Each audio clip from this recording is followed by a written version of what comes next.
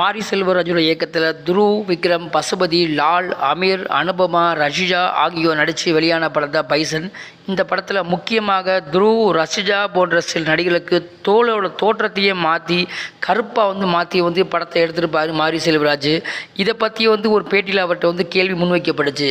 அதற்கு அவர் என்ன சொன்னாங்க கேட்டிங்கன்னா, அந்த பேட்டியில் முதன்மை கதாபாத்திரங்கள் நடித்தவங்களுக்கு கருப்பாக இருப்பதை போல் மேக்கப் செய்து நடித்து வைத்திருக்கிறது தெரியுது. இதில் என்ன விமர்சனம் வருகுது அப்படின்னு சொல்லி கேட்டிங்கன்னா, இந்த மாதிரி நல்ல கலராக இருக்கிறவங்கள எதுக்கு போட்டு கருப்பாக ஆக்குறீங்க? அதுக்கு நீங்கள் கருப்பாக இருக்கிறவங்கள உண்மையிலேயே கருப்பாக இருக்கிறவங்கள கூப்பிட்டு சினிமாவில் நடிக்க வைக்கலாம்ல. அப்படி இருப்பவங்களுக்கு கிடைக்கிற வாய்ப்பு இதனால் தடுக்கப்படுதில்லை அப்படின்னு சொல்லி கேள்வி கேட்டிருக்கிறாங்க. அதாவது உண்மையிலேயே கருப்பாக இருக்கிறவங்கள கூப்பிட்டு நடிக்க வச்சுருந்துருக்கலாம்ல, ஏன்னா அவங்களுக்கும் சினிமா வாய்ப்பு கிடைக்கும் தானே அப்படின்னு சொல்லி அவங்கள்ட்ட கேட்டிருக்கிறாங்க. அதுக்கு மாரி செல்வராஜ் என்ன பதில் சொன்னது கேட்டினா, அது ஒரு சாய்ஸ் தாங்க. இப்போது இது ஒரு பிரச்சனையாக கூட இருக்கலாம்.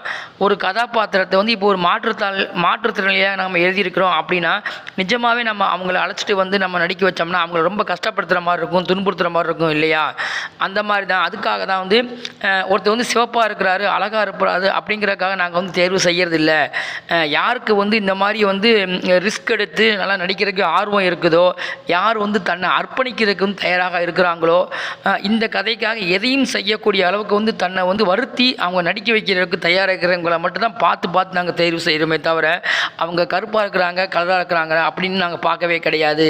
ஸோ அர்ப்பணிப்புங்கிறது மட்டும்தான் இங்கே ரொம்பவே முக்கியம். அதுக்காக தான் துருவ், விக்ரம் மற்ற நடிகர்கள் எல்லாத்தையுமே அப்படி தான் தேர்வு செஞ்சோம் அப்படின்னு சொல்லி நம்ம இயக்குனர் மாரி செல்வராஜ் இந்த படத்தை பற்றி சொல்லியிருக்கிறாரு.